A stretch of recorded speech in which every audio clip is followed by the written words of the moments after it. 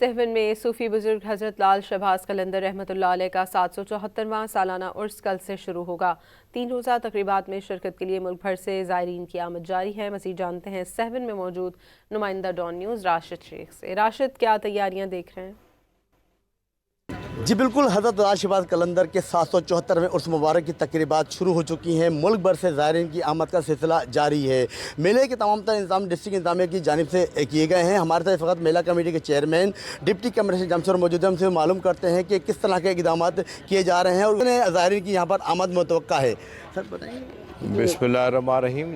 जैसे कि आप देख रहे हैं कि बहुत बड़ी तादाद में ज़ायरीन जो है उन्होंने अपनी आमद शुरू की है और तकरीबन इस साल हमें 30 लाख के करीब जो है वो ज़ायरीन जो है आएंगे और अपनी अकीदत का इज़हार करेंगे।